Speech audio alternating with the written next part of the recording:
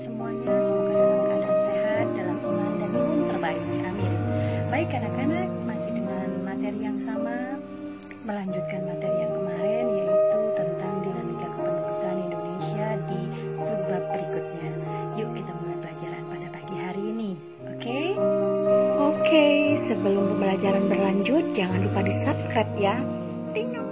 Anak-anak, sebelum beranjak lebih jauh lagi, kita bacakan dulu tujuan pembelajarannya, di mana tujuan pembelajaran kita pada pagi hari ini adalah menjelaskan jumlah persebaran dan komposisi penduduk di Indonesia, mendeskripsikan pertumbuhan, kualitas keragaman etnik dan budaya di Indonesia.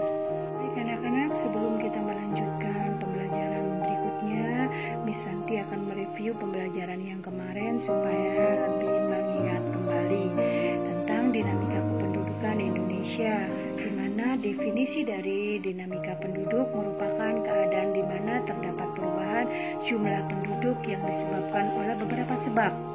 Nah, pada pembelajaran ini, bagian-bagian dari dinamika kependudukan ada satu, kuantitas penduduk, kemudian yang kedua, kualitas penduduk, dan yang ketiga adalah keragaman budaya Indonesia. Nah, untuk kuantitas penduduk, kita akan melihat dari jumlah penduduk, kemudian dari pertumbuhan penduduk. Pertumbuhan penduduk itu bisa dilihat dari kelahirannya atau natalitasnya ada berapa, kemudian kematiannya atau mortalitasnya ada berapa, migrasi atau perpindahannya ada berapa. Kemudian dilihat juga dari komposisi penduduk. Komposisi penduduk ini dihitung berdasarkan usia dan juga jenis kelamin. Dan yang ketiga adalah kuantitas penduduk dilihat dari persebaran penduduknya. Nah, faktor-faktor yang mempengaruhi dinamika penduduk yang pertama adalah kelahiran, atau natalitas, kematian atau mortalitas, dan migrasi atau perpindahan. Nah, yang berikutnya kita akan membahas tentang komposisi penduduk. Oke, lanjut ya. Baik anak-anak, sebelum kita membahas tentang komposisi penduduk, kita harus mengenal dulu atau memahami dulu siapa sih yang dimaksud dengan penduduk Indonesia. Dan untuk mengetahui siapa itu penduduk Indonesia, kita harus tahu dulu atau kita harus memahami dulu apa yang dimaksud dengan penduduk atau pengertian daripada penduduk. Nah, kita cari ya, apa sih yang dimaksud dengan penduduk? Nah, penduduk adalah individu atau sekumpulan individu yang bertempat tinggal di suatu wilayah sesuai dengan ketentuan hukum yang berlaku. Penduduk meliputi warga asli dan warga asing. Fenomena penduduk yang dinamakan dengan antroposfer yang dikaji dalam dua ilmu, yaitu demografi dan ilmu kependudukan. Itu yang dimaksud dengan penduduk ya. Nah, seorang dikatakan penduduk kalau dia sudah punya kartu. Kartu itu namanya kartu identitas atau KTP. KTP itu apa? Nah, KTP adalah identitas resmi seorang penduduk sebagai bukti diri yang diterbitkan oleh instansi pelaksana yang berlaku di seluruh wilayah negara kesatuan Republik Indonesia. KTP bagi warga negara asing berlaku sesuai dengan masa izin tinggal tetap. Itu yang dimaksud dengan KTP atau sebagai tanda pengenal dari penduduk tersebut ya. Oke, anak-anak, kalau kita sudah memahami tentang penduduk dan seorang penduduk harus punya kartu tanda pengenal yaitu KTP seperti ini ya. Nih, ini adalah KTP atau sebagai tanda kartu pengenal. Kalau kita sudah memahami ini, baru kita akan beranjak memahami tentang apa yang dimaksud dengan komposisi penduduk.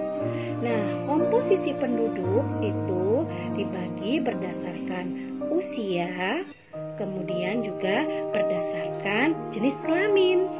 Komposisi penduduk berdasarkan usia. Nah, berdasarkan usia, siklus kehidupan usia atau usia penduduk dikelompokkan menjadi penduduk usia produktif dan usia non-produktif. Nah, di usia produktif ini dimaksudkan adalah penduduk yang masih mampu bekerja dengan optimal dan mandiri. Usia berapa dikatakan sebagai usia produktif? Usianya antara 15 sampai dengan 64 tahun.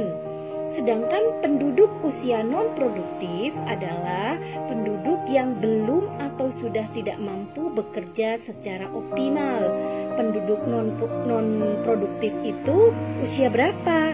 Usia dari 15 kurang dari 15 tahun dan lebih dari 64 tahun.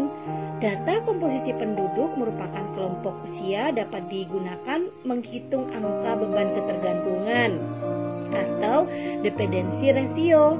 Angka beban ketergantungan adalah perbandingan penduduk dengan usia produktif terhadap penduduk usia non-produktif. Angka beban ketergantungan dapat dicari menggunakan rumus. Rumusnya apa? Rumusnya adalah penduduk usia 0 sampai dengan 14 tahun ditambah dengan penduduk usia tua atau lebih dari 65 tahun dibagi penduduk usia produktif antara 15 sampai dengan 64 tahun kali 100. Itu adalah rumus untuk mencari beban ketergantungan. Oke. Yang berikutnya anak-anak adalah komposisi penduduk berdasarkan jenis kelamin. Berdasarkan jenis kelamin yang dimaksud adalah berdasarkan jumlah jenis kelamin perempuannya ada berapa, kemudian jenis kelamin laki-lakinya ada berapa.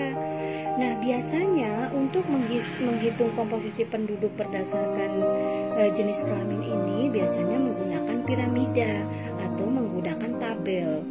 Piramidanya itu ada 3 macam. Yang pertama piramida ekspansif, kemudian yang kedua piramida stasioner, kemudian piramida konstruktif. Ya, nanti akan bisa dijelaskan masing-masing dari piramida tersebut. Baik ya.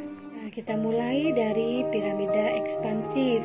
Piramida ekspansif ini atau juga disebut sebagai komposisi penduduk muda. Kenapa dikatakan komposisi penduduk muda? Karena piramida penduduk ekspansif berbentuk menyerupai kerucut. Piramida ini dicirikan dengan jumlah penduduk usia muda sangat besar, sehingga dikatakan penduduk muda. Sedangkan penduduk usia tuanya sedikit. Angka kelahirannya jauh lebih tinggi daripada angka kematian. Pertumbuhan penduduk juga relatif tinggi. Komposisi penduduk muda umumnya dijumpai di negara-negara berkembang seperti di Indonesia, Malaysia, dan India. Biasanya yang menyerupai piramida ekspansif ada di negara-negara yang sedang berkembang, seperti contohnya Indonesia, Malaysia, dan juga India. Yang berikutnya, piramida stasioner.